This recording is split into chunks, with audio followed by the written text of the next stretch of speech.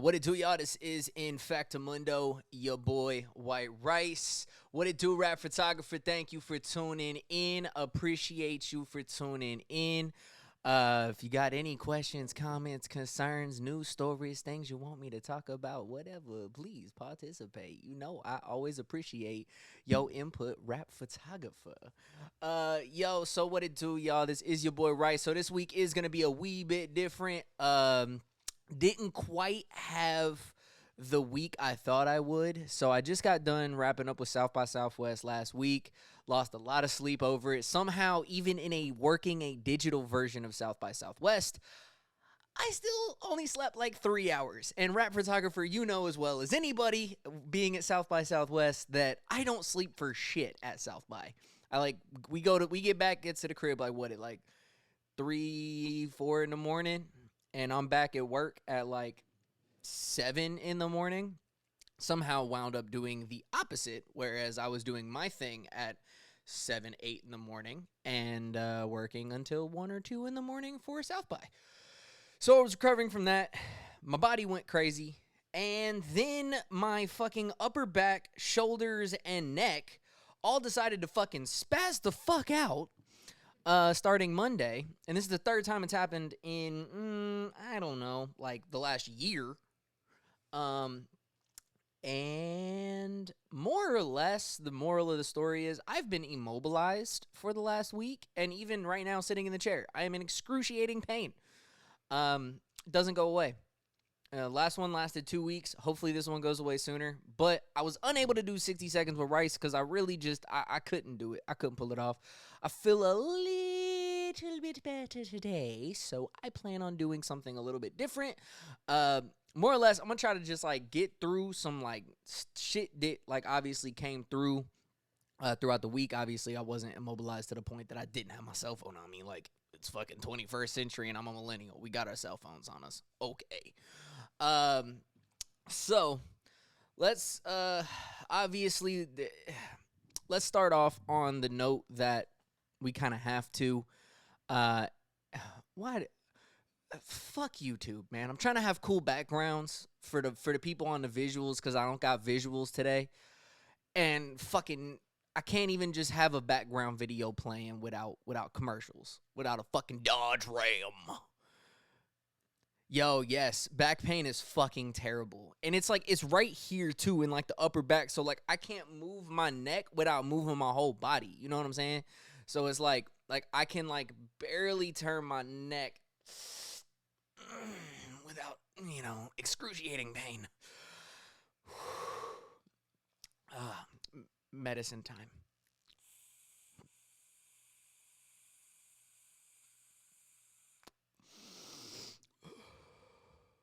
For all of you listening on the audio version, just took a dose of medicinal medication. Anyways, so today we unfortunately have to start on a somber note.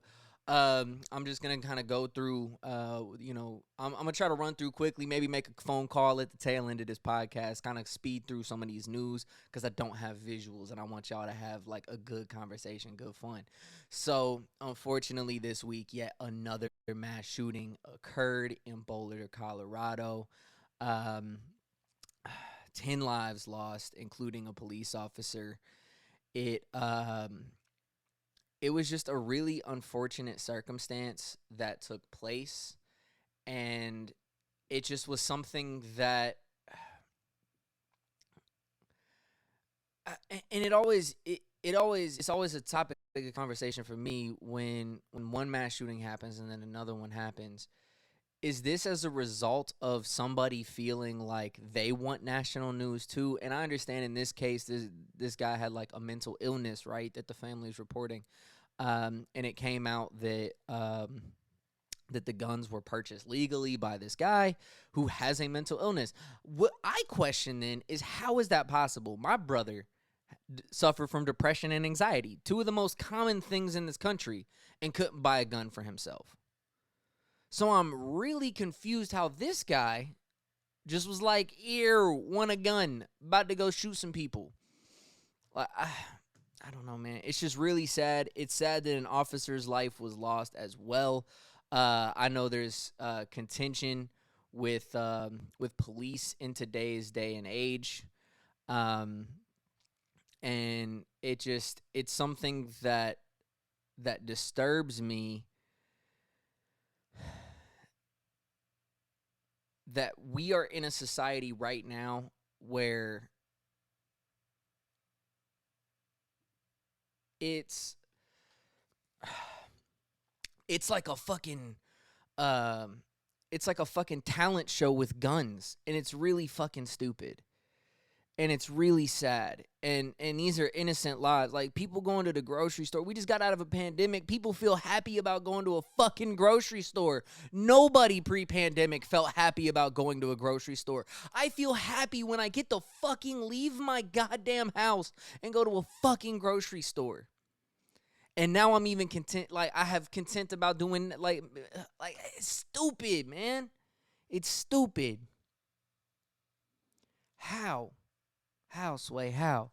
And then you got a fucking motherfucker rolling up. And so before I move on to that, before I move on to the next thing, I'm actually going to move over to my screen share. Maybe I lied a little bit when I said I don't have visuals. I do have visuals because I do have my screen share set up. So this is my Twitter feed, right?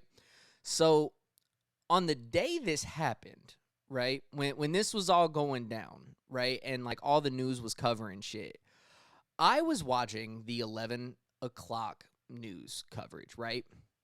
And so I started off on MSNBC and the whole hour Boulder mass shooting. Then I switched to CNN probably like 15, 20 minutes in, because I always like to get different perspectives. You know me. I like different perspectives. So I switched to the CNN broadcast, Boulder mass shooting. And from tweets and everything that I saw, that's all they were covering all that hour. Then, as you can see, around 11:34, because it was 11:37 when I first tweeted this one. 11:34, I tune into Fox News just to get a peek about what they doing, because you gotta know, right? Like, especially someone in my position where my entire job for you guys is to report perspective. I gotta watch what the fuck is going on through all different mediums, right? So I switched to Fox News, and what are they covering? Spring break. They're covering all the kids in Miami and how it was, how are they the ones calling for us to wear masks and stay inside, and now look at all of them. And they specifically found all photo and video only showing African American or Latin American people. It was really convenient how all video coverage they found was a black dude with his shirt off and his pants sagging. How it was a black girl with the long nails in a skinny dress, looking like she just came out the club. Spanish dude rolling around with his drink. Like, it was really interesting. And I say interesting. I got to remember to use my left hand with this camera angle. It was real interesting how they really avoided showing white people. You had to rewind the clip and look in the back to see that they was doing that. So what I did is, actually through the rest of the hour, I continued to see, like, what is the priority of each of these networks, right? So updated coverage. A few minutes afterwards, Fox News switched to Democratic infrastructure proposal. Biden's $3 trillion Democratic infrastructure proposal, and talking about some crazy fucking shit over there about why are we spending this much money? Motherfucker, we spend more money than the next, like, damn near 30 countries in the world on defense spending, and you worried about our own infrastructure in America? Man, shut the fuck up. And MSNBC, Boulder. CNN, Boulder. And I said, two could be a coincidence. Let's wait and see. So then, wait a few minutes. Fox News. They go on a rant. They go on a fucking tirade of all these different news stories, right? Over like a very quick period of time, right? So their next segment was Babylon B fucking writing some shit. Teen Vogue, the homegirl who tweeted some shit like 10 years ago and now is getting called out for it. They called it March Sadness because one of the fucking bubble teams lost or some shit. They wanted to talk about cancel culture again because fucking Dr. Seuss. Fucking Dr. Seuss, man. That's what the right's holding on to right now. They're grasping at Dr. Seuss's ball sack. You know, or well, his estate's ball sack, anyways. But they went on like a whole fucking thing. They were completely avoiding reporting on the Boulder mass shooting because at the time, the description was a white male. Now, obviously, we know now that his family moved here from Syria when he was 4, which doesn't change the fact that he's American. If I can't remember anything more or less. Before I was 10, I have very vague memories. I don't know about y'all, but like I got very vague memories of me pre-10, right? Before I was 10 years old. Even before I was like 16 years old, like my memories is kind of like, my long-term memory be shit right now. I don't know if it's I hit my head too much or what, but my long-term memory is shit. So I don't know if y'all remember when you was kids, but like, I don't even know where I was going with that. Man, my medicinal medication said it. Hell yeah, I'm feeling better. But yeah, anyways, fuck, dude. The problem of being a reporter without a fucking agenda, right? You know, trying to do this shit without a fucking like agenda. I need to put agendas on my fucking thing. Like really be professional about this, right? But okay, I remember where I was going with it. Sorry. Weed, man, weed. Anyways, so he was 4 when he moved here. So what he knows is America. What he knows is American laws and American traditions. I guarantee you that motherfucker he doesn't remember his time in Syria, right? That's just kind of how it is, man. Like, so this is an American male who looks white getting access to a gun when mentally unstable, proven mentally unstable. And that's just kind of how it is. But they avoided completely reporting on it, right? And so then I switched back. I kept going back and forth. They finally gave it like a 2 minutes of attention and then went straight back to Teen Vogue. And they brought some like white Christian lady to come on as a fucking, as like a guest speaker or whatever virtually. And they like brought up the fucking shooting. And then she said some shit like, oh, praying or whatever the fuck. And then it was like right back to Teen Vogue and wanting to talk about Teen Vogue. And I was like, fam, what the fuck? Like, how is it 2 out of the 3, MSNBC and CNN, are covering a mass shooting that is rocking America right now? And then Fox News gave it literally a whole 60 seconds of like our condolences to the families and to the police officers, you know, whatever the fuck. And then went right back to Teen Vogue. Motherfucker, I started calling him Fox Gossip. Like, that's literally what I'm going to call them. Like, they not Fox News. They Fox Gossip, man. Like, I swear to God, like, they just fucking Fox Gothic. Gossip. Sorry. Blame the medicine. Delicious. It blew my mind, man. It blew my mind. And then you got the fucking NRA shooting out dumb tweets because, you know, everyone started, you know, from representatives in Denver all the way up to the president of the United States are saying like, yo, we need gun reform. Like this is it. We can't fucking wait no more, right? Well, then you got the NRA saying real Americans, hold up, I can't even like, I'm not even going to misquote this because I don't want this to come back to me on some like misquote shit. Hold up. So like this is real life shit. And I did this last week with another dumb tweet. I did this last week with another really dumb tweet that they sent out. Let me see where'd it go.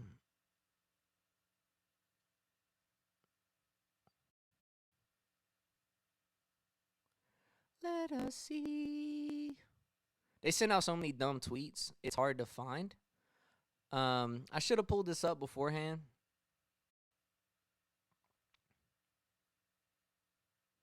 So they're pissed off because one, and this is another thing I want to talk about. The Ninth Circuit ruled that there is no right to carry either openly or concealed in public. So it affects these states: Alaska, Hawaii, California, Arizona, Oregon, Washington, and I believe that's Montana, or I don't know what the fuck state that is. They're all pissed off, but they had like a here we go, right here. Circle back, Saki needs a lesson on Second Amendment. Registration always leads to confiscation.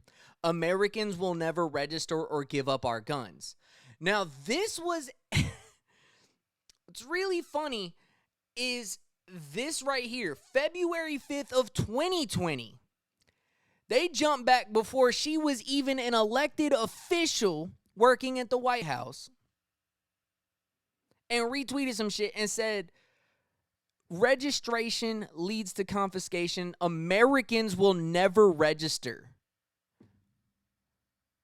They do realize that's against the law, right? Unregistered weapons I believe is a felony charge. Is it not? Like, what?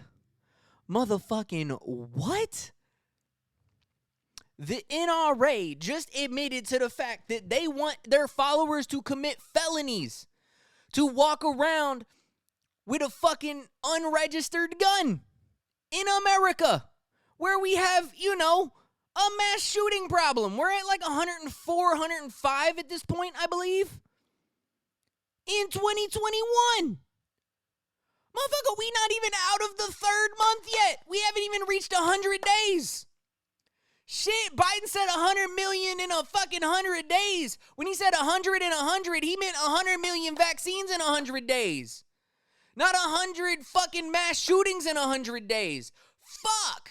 We've already passed it. Shit, man. That was the one thing about the fucking pandemic last year is shit. At least everyone who had a fucking gun and an urge to go shoot somebody said, well, fuck, I don't want to go die myself in the process because, not a whole lot of people have the, stab the wife, shoot myself complex. And I know that's very dark and I don't want to, you know what I'm saying? Like, they don't have that fucking, I'm going to go get suicide by cop type shit. Not a lot of killers are like that. Alexa, turn on the living room lights. Alexa, turn the living room lights to 100%. Because it just got randomly dark outside when it was bright as fuck like 10 seconds ago. So this is just a really fucking dumb tweet. Can we agree to that? That's a really dumb tweet.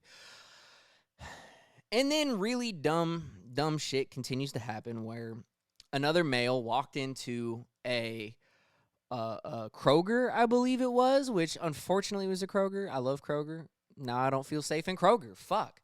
In Atlanta, walked in with like a bunch of fucking rifles and guns and bulletproof vests and all this shit. What the fuck was this motherfucker doing? What the fuck, dude? People are fucking crazy. I swear to God. So we touched on that. So, and again, man, just before I move on, prayers out to the family, man. I know it's been 20 minutes. Shit, man. It's about 20 minutes totality of me talking on this shit. It's just, this is such a sad story, and it's one that we can't say we were unprepared for at this point. This is just becoming too common. It's too fucked up. And my prayers go out to everyone, man, who's going through it right now, because there's 100 plus stories out there, and we've been made aware of a few. So prayers out to the family, man. Hope everyone's good. Moving on, the other huge news story out of the week, because obviously, like I said, I want to try in my shit to be like a little more global centric too, because Americans, we gotta stop with this whole like everything revolves around us complex. It fucking doesn't. Okay, good. I'm getting word now. I text everybody I know up in Nashville. I text some people and was just like, at least people I know that are all collectively together. I just tried to text some people and be like, yo, is everybody good? thankfully, everyone is getting back to me saying they're good. Hit my boy Money Green this morning. Make sure they good. Hit my boy Chris this morning. Hit my boy Seth this morning. Hit my group this morning, man. Just trying to make sure everybody's straight. So thank God. Because okay, so I'll touch on that real quick. So Nashville just got flooded last night. I know a lot of the South got fucking destroyed by storms, and Nashville unfortunately got just absolutely fucking rocked. That's obviously where my business is. That's where a lot of my friends are. That's where a lot of people I call family live. So I'm now getting a slew of text messages back, just confirming that everyone's good. So I'm glad to hear that, man, because I know that shit's wild. Shit is fucking wild. If you haven't seen the fucking videos or the photos, like, shit is wild up there. And so that, that's a personal connection to me, so that's why I bring up Nashville. But the South is just going through it in general, man. Just fuck. You can't tell me climate change isn't fucking here, man. You can't tell me climate change ain't here, fam. But the other thing, the big news, the big global news is I believe it's Suez Canal in Egypt was blocked by a boat. Well, I mean, it technically is a boat, but it's a fucking container ship. A fucking, that's taller than the Empire State Building. Had a massive power failure. Ended up running aground in the canal, swinging around and blocking the whole thing. Now you're like, why the fuck do I care about this? Because, bruh, billions, trillions at this point of dollars are getting fucked up, including American oil. Y'all are all upset about fucking gas prices going from $2 back to $3 pre-pandemic price. Well, fam, I hate to kick it to you. It ain't Biden that's fucking up the gas prices. It's the fact that, like, well, I guess you could say he's fucking it up because he actually had a COVID vaccine rollout that's giving people more confidence to travel and do more shit. The country is able to open back up, which means that the people who set the price on gas are like, wait a minute, people are traveling now. Nobody was traveling last year. Nobody was moving last year. Airplane companies were at like 15% flying capacity. Like, it was fucking crazy, right? There was no gas being bought. So, yeah, supply, high. Because there was also other factors like Russia and Venezuela and Saudi Arabia all trying to swing the biggest dick on who could produce the most oil. And oil went negative because they couldn't even afford to store the amount of oil that was available because they decided to have a dick swinging contest in the middle of a pandemic when nobody gave a fuck about gas. Fuck. Like, and so, yes, gas prices were like $1.72, and it was fucking great because if you had your Kroger card and you had $1 off gas, you could get 35 fucking gallons at 72 cents a gallon. Sorry to tell you that ain't never happening again. We live in a capitalistic society. Never again is the fucking wind gonna blow to the fact that a global pandemic shuts all kind of travel down. Subsequently, let me switch this back because that's annoying to look at.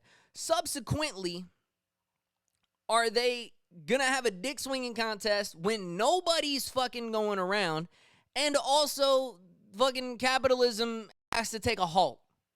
We live in a world run by money. Capitalism is going to survive, okay? So, that's just how that is. That's how it goes.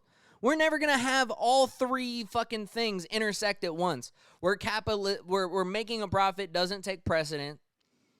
Where you have three of the biggest oil producers dick swinging who could produce the most in a negative per barrel cost of gas. But now, with the Suez Canal. So you could say Biden is partially at fault for your gas prices rising. That's because he's actually fixing the COVID problem, allowing you to go out and travel. So, if you're one of those people who are like, fuck Biden, he's making my gas go up because he's a Democrat.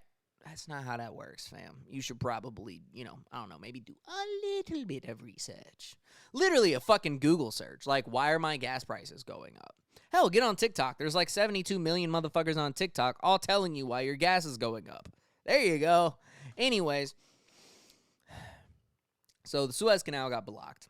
This cargo ship is technically a size capacity over what is legally allowed in the Suez Canal. Canal. It's like saying caramel or caramel. Canal. Wow. I should smoke weed more often when I do this podcast. I'm having so much fun while in excruciating pain. Fuck yeah. Anyways. All right. So, the Suez Canal is blocked. American oil, American goods from around the world are stuck. And they're still working on it. They're literally trying to dig out the edge of it's like so think about it. If you're in Nashville or anywhere with a fucking river, right? Think about just trying to watch them literally dig the river wider. Like literally dig the river wider. That's what they're doing in here. And it's fucking crazy. Billions of dollars halted. Shit's about to get crazy. People are already routing. Before this canal existed, that you had to go all the way around the south of Africa to get to the other side. Now, other ships are having to reroute, which is like an extra like crazy amount of miles and crazy amount of gas. It's insane. But gas is about to go up. Fucking car prices might go up. Hell, they'll probably try to find a way to make your T-Mobile bill go up. Like, I'm not even gabbing with you. Like they will find a way. Everything is being halted. Companies are losing billions of dollars right now, like, by the day. So, this shit's fucking crazy, man. So that is my global news for the day. So let's jump back into American news, and I'm going to fly through this because I kind of want to get to some more shit here. Georgia passes their voter suppression bill. I'm not even going to call it what they try to say it is. Like, it's voter suppression bill, fam. Like, you are doing everything in your power to make sure that in 2022, when Stacey Abrams says, fuck off, I'm running again, now that I actually have the fucking state revved up, now that I'm a fucking global sensation, I'm running for governor again, and you aren't going to cheat your way through this because apparently Kemp, the current governor who just signed this, he was the state, like, representative or the state, like, fucking, he was, like, the secretary of the vote. You know what I'm saying? Like, I can't remember the exact position, but, like, this motherfucker oversaw the voting processes happening in Georgia and then ran for governor while still being in that job. Like, he didn't recant himself from that job as a conflict of interest while running for a spot that he gets to oversee the vote for. That shit crazy. And then he wants to pass voter integrity laws. Hold the phone. You're telling me that the guy who ran while being the overseer, it's like being the president, right? And signing an executive order that the president gets to personally count the votes and decide where those votes go. And then, like, you know what I'm saying? Like, it's just crazy, man. And this is the same person who supported and jumped on the fucking bandwagon with this big lie bullshit.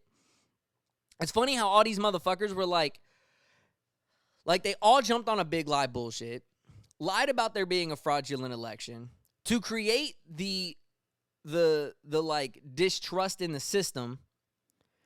They're fixing. Wait a minute.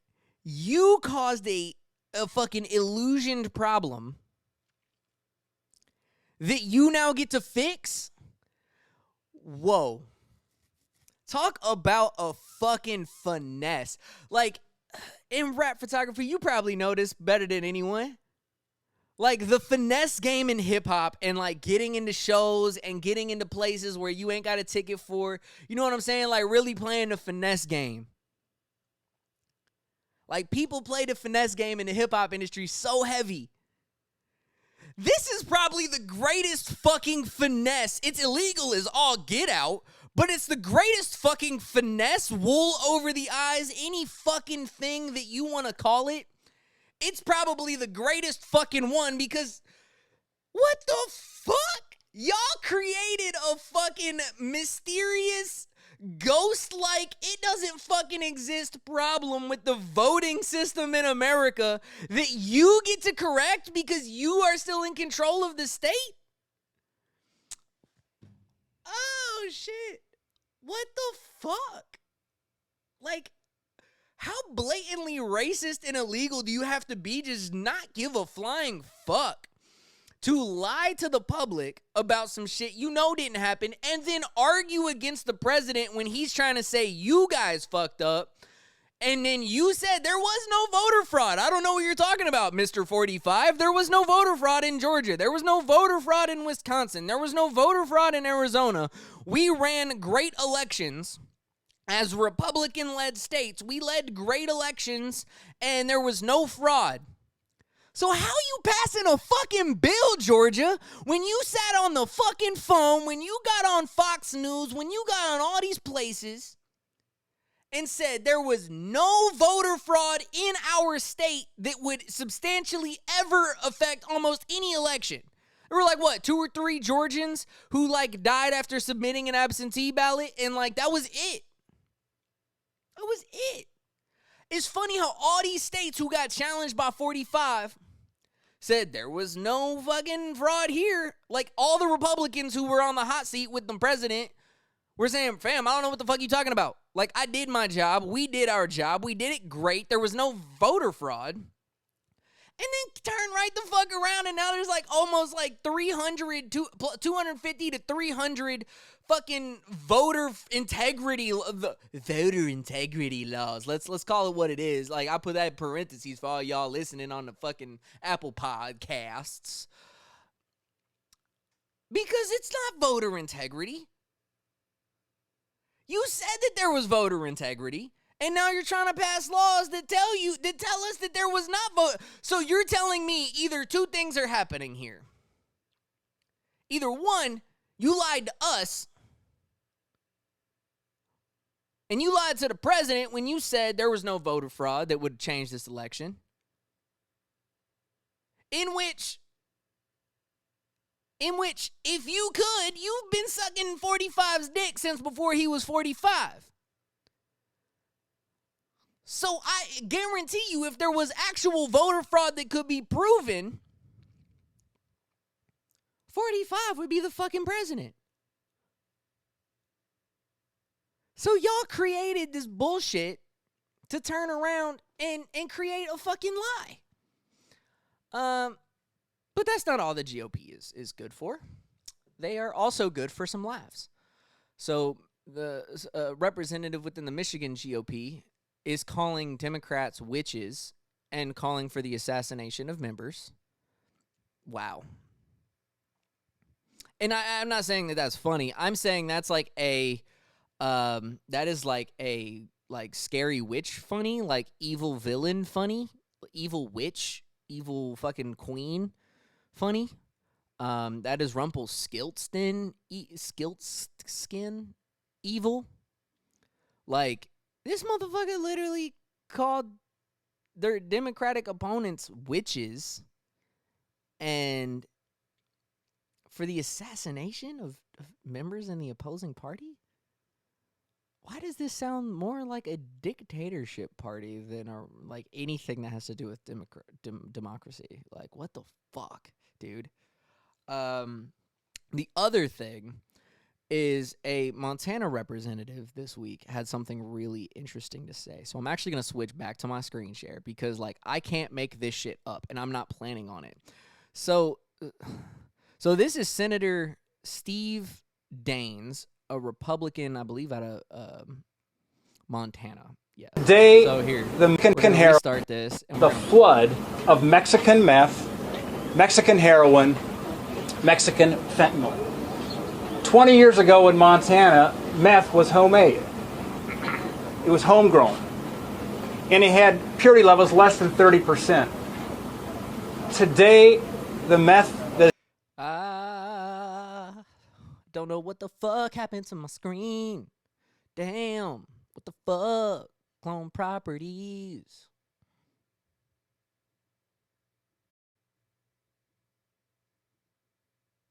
Yo, I don't know what the fuck is going on, man. I'm getting out of Twitch Studio. Like, I swear to God, man. I swear to fucking God, bro. Like, I am tired of this shit. All right, so we gonna save. There we go. We back. All right, so I'm gonna put this back on the screen, y'all.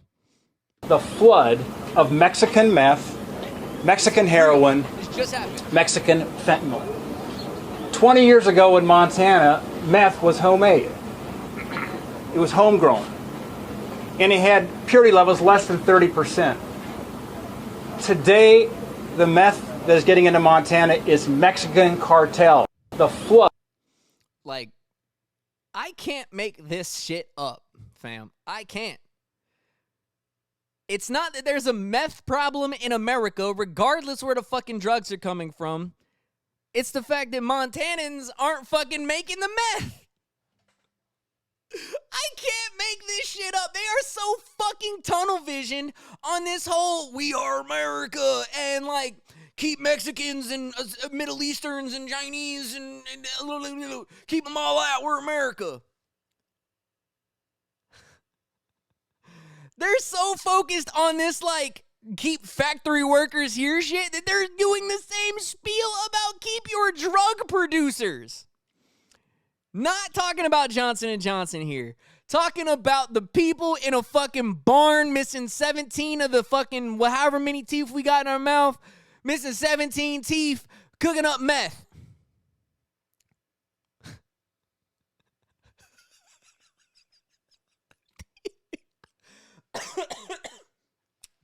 These motherfuckers want Breaking Bad all across America.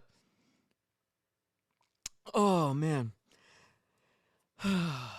They are so focused on this, like, keep Mexicans out, don't let them take our jobs and shit. He's so afraid that they taking the meth makers' jobs. What the fuck? Like, this is what we got to deal with in the GOP, and this is what I was talking about with the laughs, man. Like, this is crazy, fam. There's a drug problem in America, not a Mexican drug problem. I saw a tweet in reference to this shit. It was like, so what is he saying? That Montanans were lazy and couldn't make better meth? Like, I mean, there were so many fucking retweets and comments and all this shit to this dude. It was just, I probably sat there fucking laughing in pain, by the way, because laughing hurts. It does hurt when I move my neck. I just fucking died laughing, man, at this shit, because I was just like, what the fuck? The other thing that's that's not as funny is Arkansas passed a more or less complete abortion bill this past week. And the governor even admitted that they omitted things like rape and incest and shit like that. The only thing there is like if the mother is gonna die giving birth, type shit. And the governor literally said, "I did this to challenge the Supreme Court.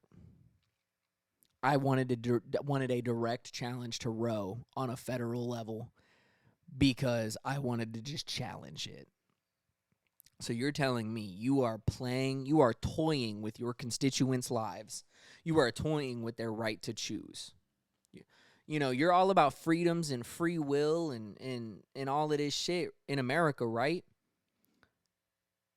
So tell me, how is it that someone's free will to not follow your Christian or Catholic religion where you believe that abortion is illegal, whereas we have a statute within our own constitution that says church and state shall be separate, you somehow feel the need to toy with your constituents who have the freedoms and the free will within the United States of America to make a choice not to follow your religion, with which gives them the free will and choice to do whatever they fucking want to with their body. You're going to toy with them because you don't like a Supreme Court ruling? That seems more like you should, I don't know, maybe take it up in the court before passing something like this. Because you're playing with people's lives, and that's not okay. What else? Rachel Levine, she became the first openly, or I should say they. I don't know their pronouns, so I should say they. They became the first openly trans cabinet member as the assistant health secretary. I believe 2 Republicans stepped over the aisle to vote with that one, so that was good. Some bipartisanship. Some people believe in trans rights on the right, I guess. I don't know. Because trans people do exist, and they are rightful human beings and rightful Americans, and they deserve absolutely zero fucking judgment from you or told what fucking sports they can play or how they can behave as children. I just saw a father who was in, I believe, Arkansas or Alabama or Missouri. I think it was Missouri, actually, where he was in a court talking about the fact that his daughter, who was born a boy, by even his standards at the point with which they gave birth, that she never felt right in her own body. And he said, I told her not to wear dresses, that she had to play sports, that she had to do things with the boys and all of this. And the day, it was very heartwarming. He said, the day I accepted the fact that I was wrong and that I had a daughter and that I let her go put on a dress and let her go play with the girls across the street, she finally had friends. She finally felt confident in herself, and she felt good about who she was because her father accepted her. And that was some fucking heartwarming shit that I saw, man. I saw that about a week and a half ago. And it touched my heart, man, because it's true. Like, it truly is true, man. You got to let people be who they are. Like, if you don't let people be who they are, you are stealing their life from them for your own satisfaction. It's like my dad telling me he wanted me to go to business or engineering school when he knew I didn't want to. And it was a result of his own life and his own choices and things he was trying to make up for vicariously through me. But I still went to school. And at the begrudgance of my dad and his girlfriend at the time and a bunch of people that they knew and people around them and people around me, like, people tried to tell me what to do with my life. And I've always said, I'm not going to just fuck around and just do whatever because, you know, it is, because it's just convenient, right? You know, for them. It's not convenient for money or whatever. I'm going to do what I do to make me happy because I got one fucking life, fam. I got one life. No one's going to tell me who to be or what to be or how to be. I am what I am. I'm going to treat my kids the same way and I'm going to treat everybody else the same way. Hey, fam, you are who you are. I don't care.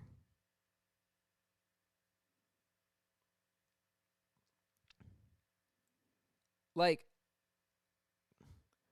there's a difference between, and in that statement, there's a difference between choosing to be a racist and being born white, right?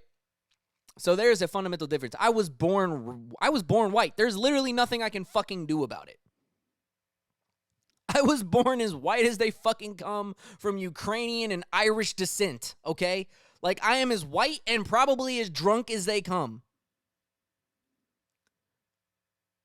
But I was raised by my mother.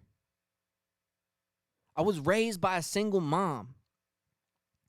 I was growing up in a hood where, like, white wasn't the only fucking thing you looked around and saw. Hell, at one point, I lived in a fucking neighborhood where I was the only white kid on the block. Me and my mom was some of the only white people on the block. Like, I was the only white kid on a bus going to my section of the fucking hood. And I felt more at home there than I have anywhere else in my entire life. I'm afraid of white people because white people choose to be racist, white people choose to be fucking assholes, and white people choose to tell people that they're either a boy or a girl, and that's it. And white people choose that they're gonna fucking pass abortion laws that affect not them, but their fucking constituents, just a toy with the fucking system. You wanna know why I don't fuck with white people? There you have it.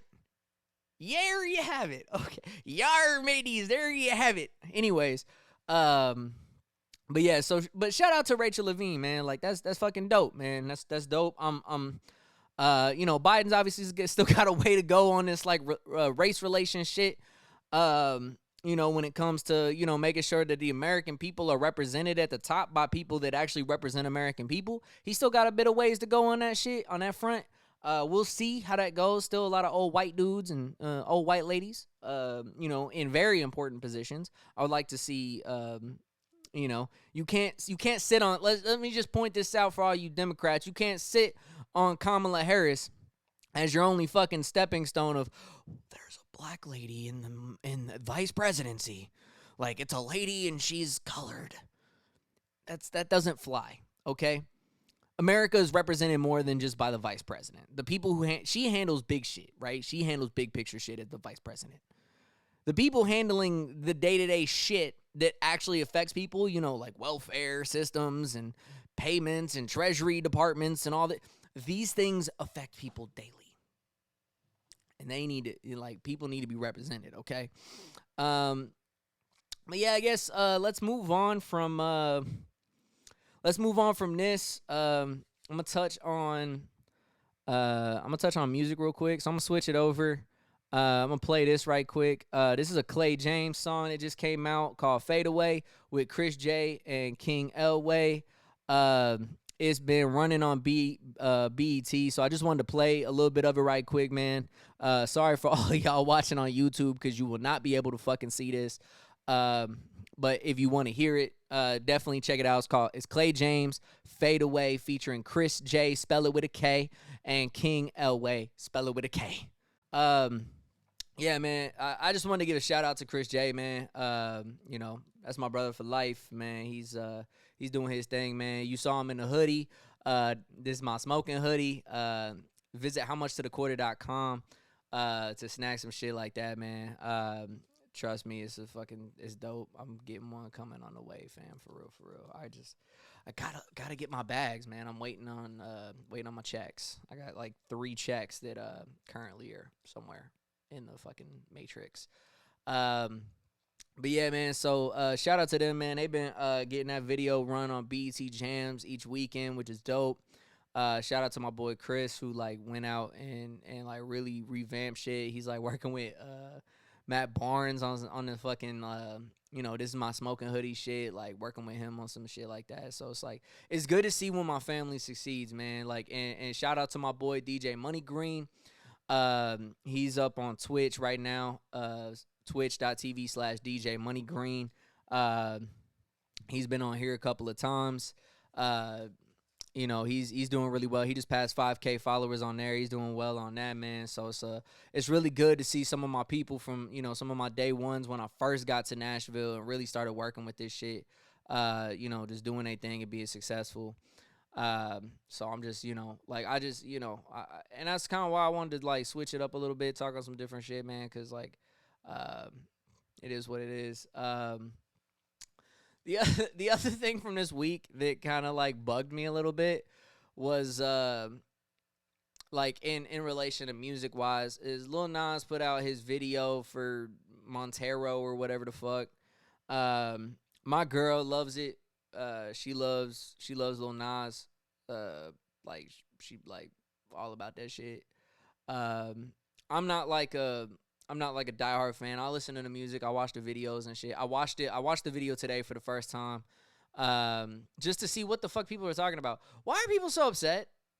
Like, I don't know why people are so upset, man. Like, this motherfucker slides down a pole, starts grinding on the devil, and then becomes the devil. Like, Hakuna Matata. Like, music videos are a version of expression. I'm damn well sure you watched a fucking horror movie in your day where somebody became a demon, where somebody made a bad choice. Like, it's all fantasy, man. It's all fucking fantasy and representation and shit. What, you pissed off because a fucking male snake kissed him? Like, because he's, grinding on a devil?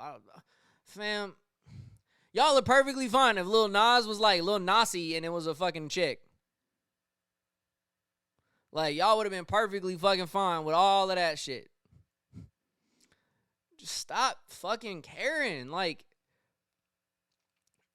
people are people. They are who they are. Who fucking cares? If you don't, that's the beauty of music and art. If you don't fucking like it, don't go. Same conversation I had earlier this week about Marvel. If you don't fucking like superhero shit and it bores you, don't fucking tune into Marvel. Stop watching it. If all you're going to do is complain about it, don't watch it. If you know you're upset because Lil Nas is gay and he likes men, why the fuck are you watching? Jesus. If it's not for you, don't tune in. If you don't like Disney World, don't fucking go. But don't complain after buying a $200 daily ticket when you obviously damn well know you don't like it. Then don't fucking complain to me about it later, okay? If you fucking know you don't like something, because you better damn well believe I saw so many fucking blogs and articles and fucking tweets and Facebook posts about like, I've never been a big fan of Nas, but I tuned into this and like, oh my God. You just said you weren't a fan, so why the fuck did you tune in? My girl likes watching, RuPaul's Drag Race on VH1. It's not my bag of tea. But every once in a while, because of her, because I love her, and it's something that she likes and is passionate about, I will watch it with her. It's not my cup of tea. I really don't like competition shows anyways, but like, it's not really my cup of tea. They have some funny shit and some comical shit and some fucking music competitions and shit like that that are kind of cool. But like, it's really not my cup of tea at the end of the day. And she knows that. But I'll tune in because of my love for her. But I'm not going to sit there and complain about it the whole time. Why would I do that? I know I'm not going to be like fucking sucked into it. Like, I know I'm not going to be edge of my seat watching it. It's not my thing. Same for Big Brother. My girl loves Big Brother. It's not my thing. But I will watch it for her. But I'm not going to sit there and say how stupid I think it is. At least not at the time. Listen, I wouldn't choose to watch it on my own. So if you're upset that Lil Nas is gay and makes sexual shit, you know that both are going to come. No pun intended.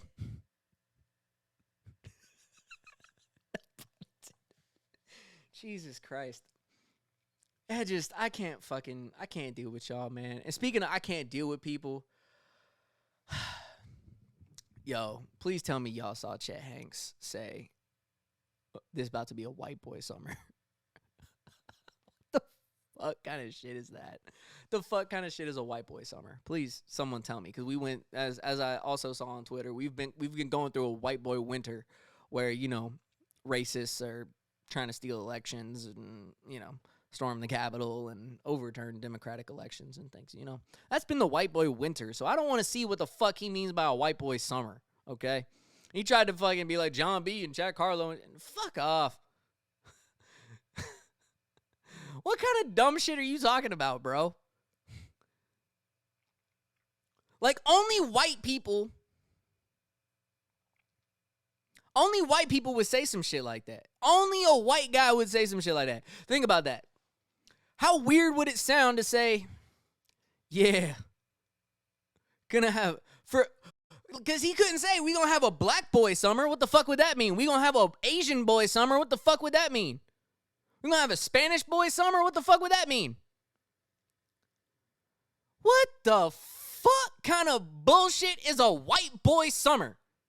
And only white people are fucking stupid enough to try to fucking claim a whole summer. Fuck. It's fucking crazy. What other tidbits do I have? Well, while I'm on Twitter, because that came through on Twitter. Chrissy Teigen got bullied off Twitter, so we won't be getting any clapbacks from her. Let's see. Matthew McConaughey, like the actor, is flirting with running for governor of Texas. and hasn't voted in a primary in a while. And so we don't know exactly where he leans.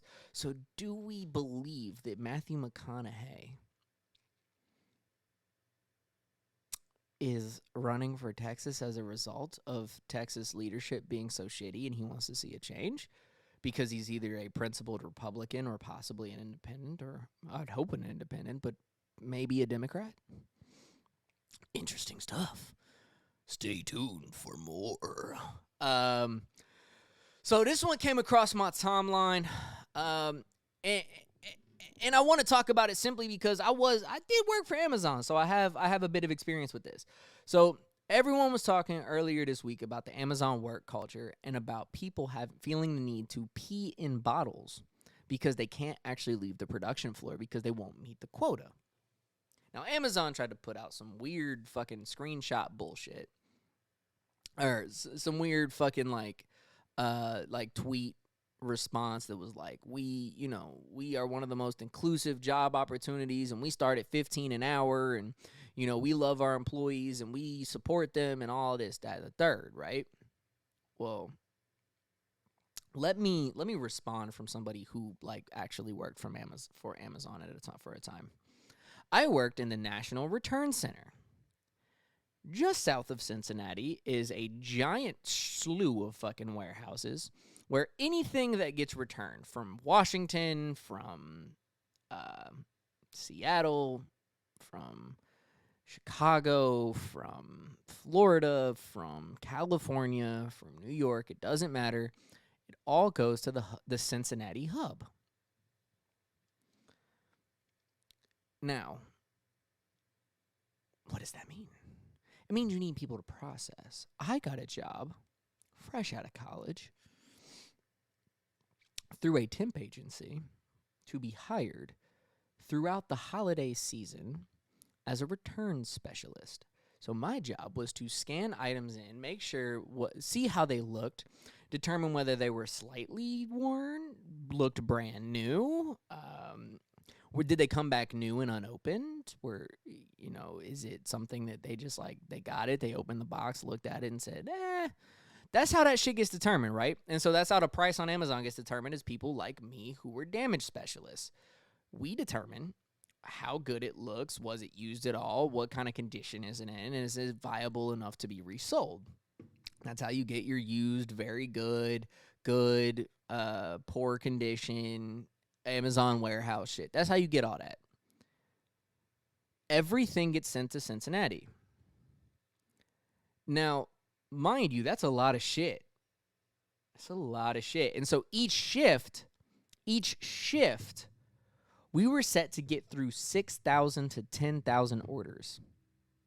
Now, there were days, 6,000's a fucking lot. Now, some days you get somebody who ordered 17 fucking items and sent them all back in one box, but there were 4 orders simultaneously that they all sent back. That was your fucking jackpot, because as a counter, you get counted per thing you scan back in, right? So per item. We needed to get through orders, and it's freezing cold, and every 2.5, 3 hours you get a break. And so that'd be a 10, 15 minute break, and then you get your lunch, and then you get a 10, 15 minute break. Mind you, we worked 10-hour shifts. The bathroom was not even a built-in bathroom. Amazon builds giant warehouses with no fucking infrastructure, and they get those portable bathrooms that you walk into that they have at construction sites. Not porta potties, but they're on a fucking fifth wheeler, and it's a bathroom built in, but it's a fucking self-contained system. Fam, for an entire warehouse that I worked in, I would say the majority of workers there is probably 80% male, 20% female. The male bathroom had 3 stalls and 2 urinals. 3 stalls, 2 urinals, and probably a solid 600 men working in there at any given time, in and out. Think about that. 6 places. I literally at one point had to take a shit so bad, I almost shat in the urinal. I almost was that guy. And when you're on the floor, I held my piss for so fucking long because they do make you feel like shit if you're like in the middle of processing stuff or doing your job and you have to say, yo, I got to take a break. Fam, that's not a lie. They make you feel like you will not have a job next week if you need to go take a piss. So it does not surprise me that people are talking about the fact that they got to feel like they got to pee in a bottle at their fucking workstation. You best fucking believe I looked at some of these fucking return items and was like, I'm about to mark this motherfucker as non-usable and pee in it. Not gonna lie. I have almost pissed my pants at Amazon because they make you feel like you're going to get fired. And the problem is they also overwork you. So, like, even when I was in a position where I wasn't a damage specialist, but I was a water spider, which is the person who gets things from the truck and brings them over to the line to load the line up with the shit for the damage return specialist. You are so busy because it's a constant thing because now you've got somebody relying on you. And it's damn near impossible to ever get a break when you absolutely need one. So, don't believe the bullshit. Don't let a fucking billion-dollar corporation who could technically afford to pay their employees $20 an hour, but they choose not to, or more. Don't believe the bullshit, okay? Don't believe the bullshit. It's real. That's fucking real. Amazon sucks to work for unless you're like a fucking delivery driver. And even now, they're adding in fucking... I just saw a story where they're adding in like the dash cams that look both ways and like actually links to an app that if you make a fucking U-turn, you know, like in the South where in Nashville and even in Ohio now, it's legal. U-turns are a very legal action. When you make a U-turn, it docks you like driving points or some bullshit. Like, it's fucked, dude. They're getting fucked. So don't work for Amazon if you don't have to. I mean, it's good money, but like, fuck that shit. I'm actually doing 60 seconds about this tomorrow. But I wanted to touch a little bit on it today. The NAACP Image Awards happened last night. I'm going to talk more on like who won shit tomorrow. But what I wanted to shout out is this is the first time that's on CBS. Like, it was on primetime CBS. Really fucking cool. That's really, really, really fucking cool. What else do we have to talk about? I don't know. I do not know.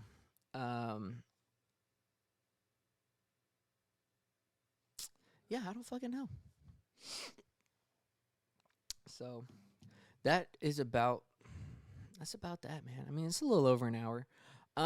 What's some random shit? What can I remember? 4 kids started trending earlier this week throughout social media. It reminded me how great we had it as children. I got very nostalgic and like, I just started thinking about, like, the Tsunamis and the Adult Swims and the, like, 4 Kids Saturday morning shit. Like, how good did we have it as kids? Like, our shows were the shit. And I'm sorry, like, I've tried. And I know, like, shows designed for kids are, like, it's not meant for, like, a brain like mine, right? Like, as adults, like, it doesn't make sense to us. But, like, I can go back and rewatch even fucking, like, Pokemon and Yu-Gi-Oh! And, yes, there's a nostalgia factor, but, like, there was something about the writing in those that just, it had story, it had plots, like, it had meaning. Like, nowadays, it's, like, fucking Apple and Onion or some bullshit. Like, what the fuck is that? Chowder, like Like the shit, and I get it. Like y'all are running out of ideas. But fuck, man. It blows my mind. Absolutely blows my mind. Just reminded me how great we had it growing up in the 80s and the 90s, man. TV was fucking awesome. They sent wine into space. And like somehow that was like front page news on like a lot of these news outlets, and it confused me. Like y'all sent wine into space like 2 years ago or a year ago or something, and like you wanted to see how the like aging process or some shit worked. Like, I get it. Y'all are building that fucking space station. It's going to be live in like 2027 or something. So y'all trying to figure out how you can set, like, and clearly it's going to be all billionaires trying to fucking go up there because like that's the only people that can afford a hotel in space. And y'all trying to get your rich ass wine, right? You trying to figure out how can we sell a fucking, 50,000 bottle of space wine. Fucking, like, that's what they trying to do, man. They trying to figure out how to fucking sell space wine. We are, even through a pandemic, we're a capitalistic society. Got to figure out space wine. Southwest pilot got caught on I recall this, a Southwest pilot got hit up on a fucking hot mic. It was being monitored and was like cursing out San Francisco and California, like, fuck these fucking liberals and these fucking people, like, just going off. And it got determined it was a Southwest flight. After a while, Twitter is unfallible. Dude, I'm telling you, you can probably see it see it in my eyes. I'm so fucking tired, guys. I have, like, not slept for days, and it just, it has been going on since Monday, fam. Monday. It's Sunday. It's just been getting worse. Slightly getting better, but more or less getting worse. And I would like to end on a good note. I would like to end on a note that still doesn't help me out where I'm at, but it does help out a lot of people. That New York has reached a deal to legalize weed. Let's just set that in there for a second while I take some medicine.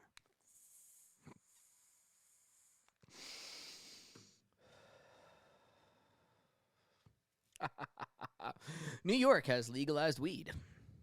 So, I've always been the unlucky bastard that at the point with which I go somewhere and then move from said place, weed gets legalized. And I'm never in a place where weed is legal, medicinally or medically. Hopefully that'll change soon, but I think this is cool, man. New York's going through a lot of fucking bullshit with Cuomo and all of that fucking nastiness that he's about. And see, that's the thing, man. People believe that just because you represent a fucking Democratic Party that you're not racist. People assume that you're not a rapist. People believe you won't sexually assault women, or like there's like this viewpoint that Democrats are somehow all sit on this moral high ground.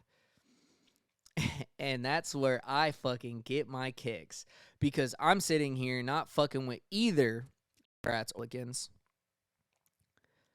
because of the fact that you fucking guessed it. Fucking greed, racism, sexism, bigotry, all the bullshit exists on both fucking parties. One party just sits on a hill while the other sits in a fucking ravine at the moment. Like, just because one party is literally in a fucking ravine and can't get out of the fucking quicksand, Republicans, does not mean that Democrats are sitting on this moral fucking high ground. No, they're just standing on the fucking regular ass ground. They just weren't dumb enough to fucking jump in quicksand in the middle of a fucking tornado in the middle of a rainstorm.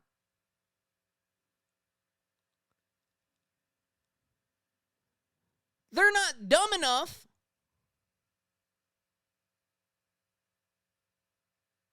to just fucking jump in quicksand and say, well, this is where I'm going to live now because I can't get out. They didn't take no fucking moral high ground. You can't take a moral high ground when the thing that you're taking a moral high ground on shouldn't even be a moral high ground. People being people, regardless of skin tone, is a fucking human right. That's not a moral fucking high ground. That's just a moral ground.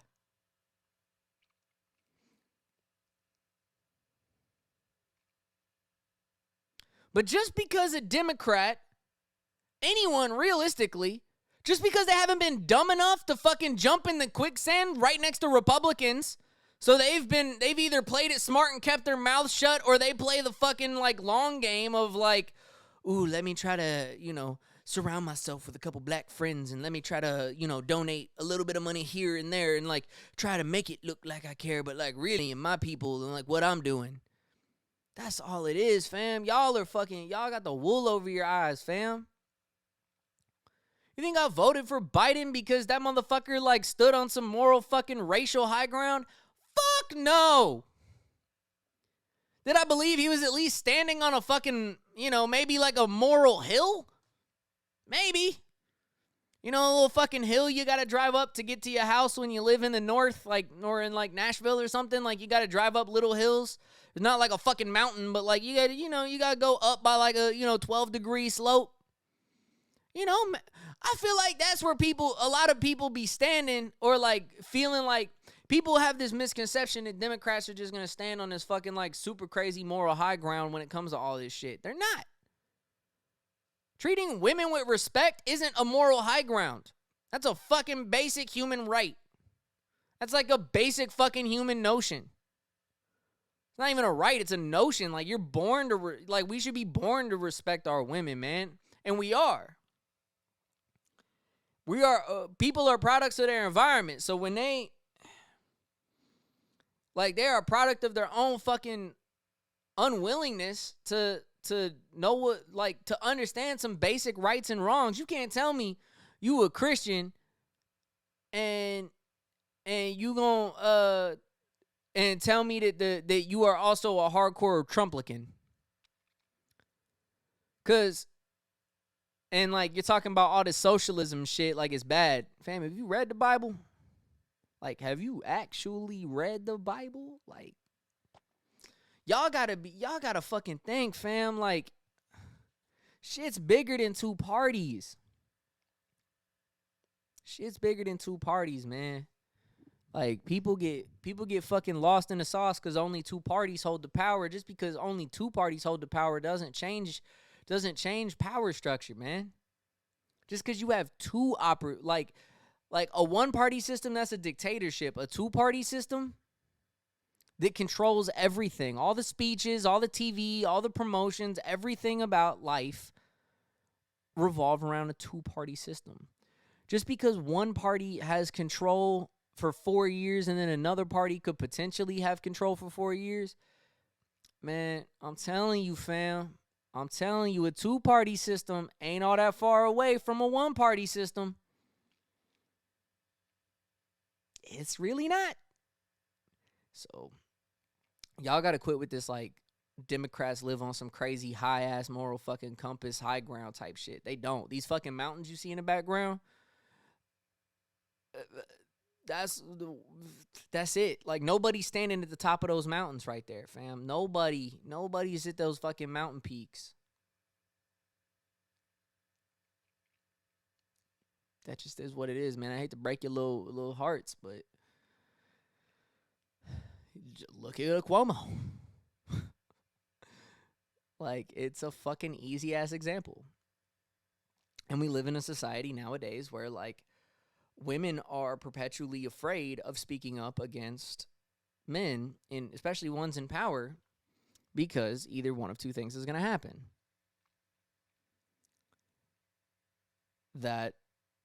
When shit actually happens, let me put that caveat out there.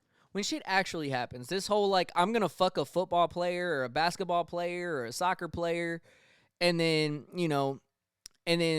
7 years down the road I'm gonna say it wasn't consensual, just because he just signed a fucking new max contract extension for, at the point that this 7 years from now, $500 million contract extension for 5 years. I'm going to now come after a bag because he got the bag. But when it comes to some nasty shit like Cuomo or like these fucking motherfuckers and nasty ass motherfuckers in the entertainment and the music industry, like, it's really sad that society has trained us as people to not want to speak up against some nasty ass shit going on, because either one of two things are going to happen. Either the man is going to be guilty, and that can happen, or everything's going to get turned around. It's just, and like, people feel like they will get in trouble for bringing up the fact that somebody wronged to them. And it's fucked up, man. I just watched a video about a lady in the army who like was sexually assaulted by a fellow person in the army, and they got court-martialed and all the shit. There was an admission of guilt and everything going on, and the army was still gonna honorably discharge him. So that's what I'm talking about when like shit can get flipped, is like, even if they get in trouble, it's not even going to be the trouble that should be there. Like, they were going to honorably discharge this guy, and then all of a sudden another higher up came in and said, nah, we're going to retain him on active duty. What? And that's the thing, man. It's like it's just really sad to see fucking, people like a Cuomo or like a fucking Epstein, or people that take advantage of people, man. Like, it's fucked up. Like, just be a good human to people, man. It's not fucking hard.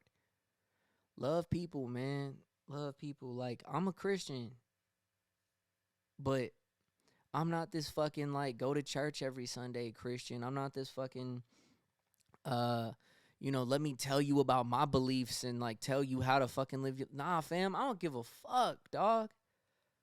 At a time in my life when I needed strength, I found my strength, just like my brother did. Rest in peace, my brother Adam. But like, my brother was able to find his peace, and I was able to find mine, and find my strength.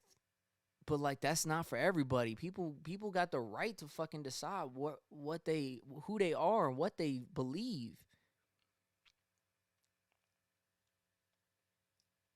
Just be a good person, man. If you that desperate for sex, like, guarantee you, like, fuck, you can go find something, dog. They got apps. They got apps for that now.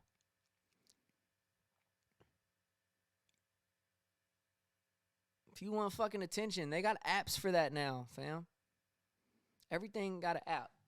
Hell, they've been running the fucking call center girls for like, and men for like how many years now? Probably 50 years. Fucking call in late night, 1-800 get off. Like, 1-800 I get off. Like, like, you know what I'm talking about? Like, people just, there's an answer for it, man. There's an answer for it. Just treat people with love. Treat people with respect, man. Let people be who they gonna be. That's it. That's literally it. Like, you live your life until our lives intersect, where like something I'm doing personally affects you. Let me live my life. Until you are doing something that personally and adversely affects me, I'm gonna let you live your life. I don't give a fuck. I don't. And I say that in the most loving of ways. And I say this in the most loving of ways about everybody. And y'all know, Rap Photographer knows, Money Green knows, Chris knows, fucking everybody in my life knows I love them. And I say this with the most respect. I don't give a flying fuck what you do with your life. Because it's not mine. I want you to be happy. I want you to be successful. In between that, I don't give a fuck what y'all do, what y'all like, any of that. Until it intersects with my life where, like, we have shared interests. And then we can talk about it. That's it. I mean, it's a fairly simple concept. And I say that with all the love in the fucking world, man. Like, I don't give a fuck what anybody outside of me, myself, and I don't give a fuck what anybody does unless it adversely affects me. Example. My roommates. I don't know how they afford to take off work so much and, like, go on vacation so much and, like, do things so much, but they do. Maybe they got PTO. I don't know. I'm not in their business, so I don't know, and I don't care. My position is the only time I would give a flying fuck that my roommate took 2 weeks off in a month or something is if all of a sudden the fucking rent payment was late and now we got late fees and we can't all individually pay through our fucking app portal shit. Then it adversely affects me, and that's when I get to pass judgment or say something about why have you taken off 2 weeks and gone on vacation and done shit. And now I'm saying this all in like a hypothetical sense, correct? So that's my thought process, is that's the only time it matters to me. Hey, if I see them off on a day when I know they should be at work, I'm going to be like, what's cracking? Trying to shoot hoops in the backyard? I don't know, man. Like, people just care too much what other people do, I guess. And y'all should just not. Like support your friends. Care about what they do, right? So like with my friends, like they got Twitch streams going. I try to tune in as much as humanly possible because I want to support them, right? Because I care that it's happening. I care about them. I care about what they're doing, right? But I don't care. And so let me, I guess, clarify that. So like, example, Money Green. He can DJ wherever the flying fuck he wants. Doesn't matter to me. It's none of my business whether he's DJing at a private party, a club, on Twitch, on IG Live, wherever the fuck he wants to DJ. I don't care about that because it's not my business where he does his business. Fucking shocker. But wherever he does DJ, I'm going to pull up. I'm going to show love. I'm gonna do my thing, and because I care about him, because I care about his business, because I care about his success and his happiness, I'm gonna tune in. I'm gonna pull up. You know? That simple. If it was a random DJ in fucking Florida or California or some shit, you know, I see so many DJs right now at these like private events and private parties and clubs and shit, and I'm sitting here thinking, I don't know, man. That's not safe. I can have that opinion that it's not safe because it's a pandemic.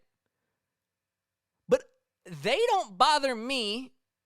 If they're not bothering me or adversely affecting my life, it's like, okay, I understand you're a DJ just like me and just like my peoples in the industry. Your bags got fucked up.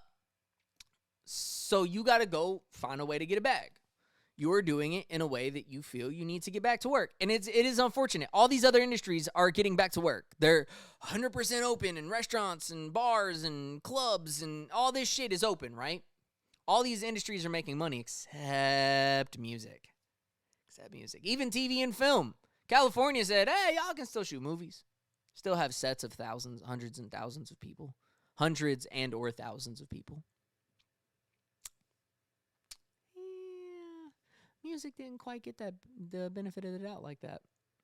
So we have had to invest heavily in trying to either finesse to have a live event or deal with the opinion of, the public's opinion about, why are you throwing a show? Why are you putting on an event?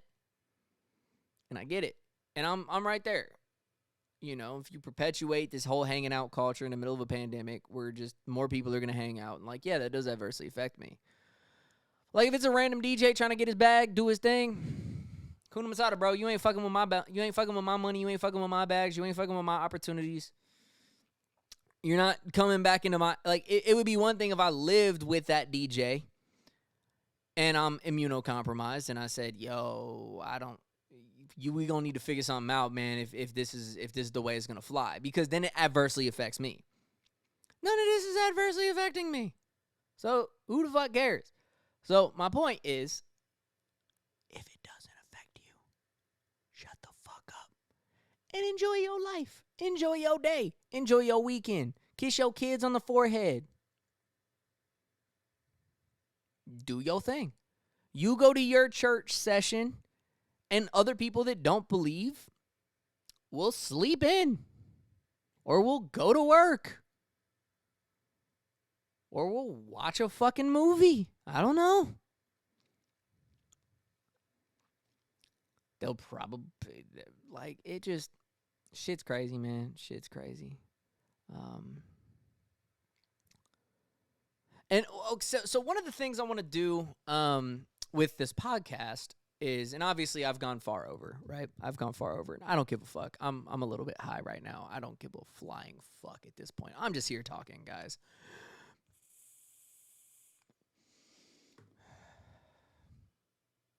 I'm just talking. And I forgot to hit record. So all of this, I hope my shit hasn't been too fucking glitchy or laggy, because this is the only audio I'm going to have, because I forgot to hit record. Fuck on my, man. Anyways,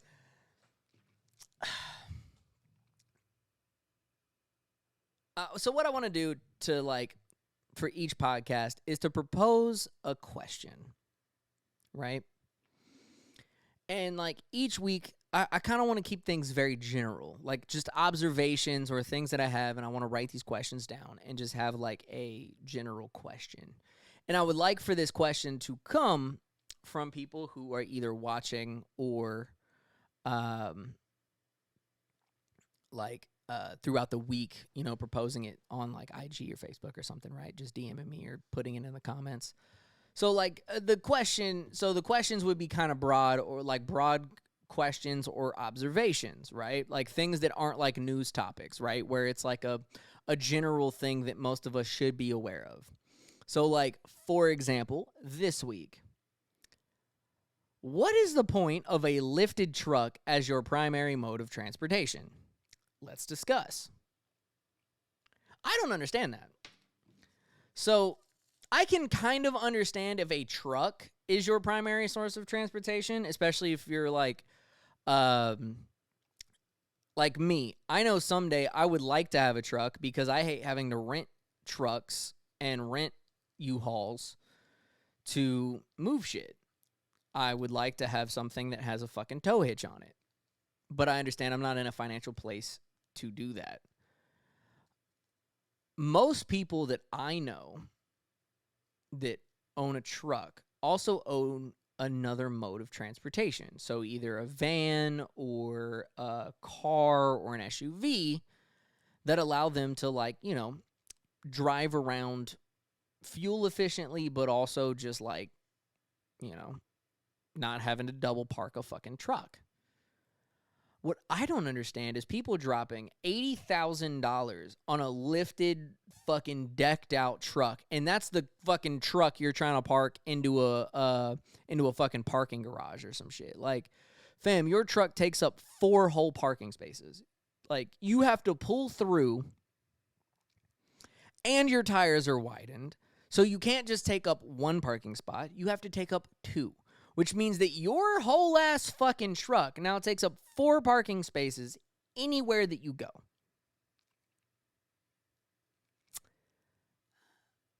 Why?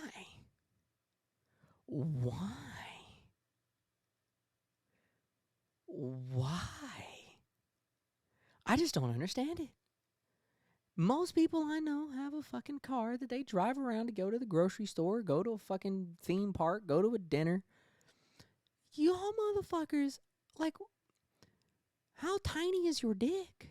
And I know that's a fucking stereotype, like, bullshit, whatever, but it's still like, goddamn.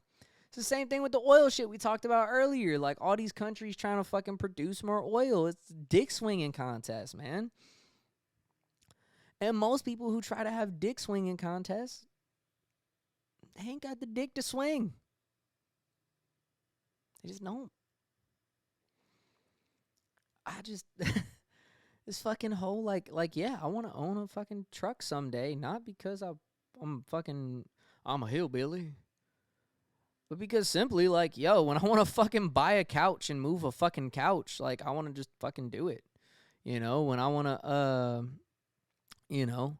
hopefully someday I hope to make enough money to have like a fucking Sea-Doo or a boat or something, man. I want to feel the fucking spritz of some cold water on my face on a hot summer day. Who the fuck doesn't? But I need a fucking car with a fucking trailer hitch. That just is what it is. So, I don't know, man. Just questions like that. So, just like a broad, like an observation. If y'all have observations or questions or anything like that, I think it would be very cool to kind of speak on these observations and things. So that's about that, man. I wonder if there's anyone to call. Can I call anyone? Everyone I know is either at work, asleep, or like they would be very caught off guard if I called them live on a podcast.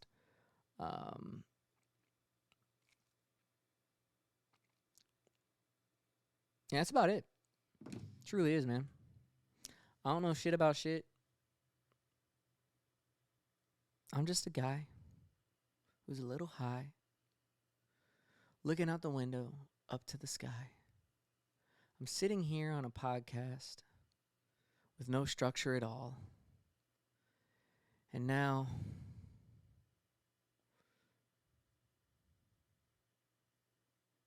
I had a brain freeze. I guess it was a flaw. I guess I am flawed. Yeah, guys, I appreciate y'all for tuning in. This has been 60 Minutes with Rice. It's been 60 minutes plus 37 minutes. I had a fun time. I would love to do this again with you guys next week, so thank you. Thank you to Rap Photographer for always being such a cool friend. Appreciate you so much for tuning in. Yeah, so I will catch you guys later. I will try to be back with 60 Seconds with Rice on Instagram this coming week. If I'm not, well, sucks to suck. I will be back next week. Maybe a little more prepared. Maybe a different structure. Who fucking knows? Who fucking cares? And it shouldn't. No one should care. Because, dude, it's just a podcast. We're here to talk. We're here to have fun, man. That's it. So, love you guys. Be easy. Stay trendy. Y'all see anything that you would like me to discuss? Shoot it my way, fam. Shoot it my way. All right, peace. One love. Bye-bye. Hakuna Matata. Someday I will leave you, I promise. Psych! That one was for all the people on DSPs, but love you guys. Thank you for tuning in. Peace out.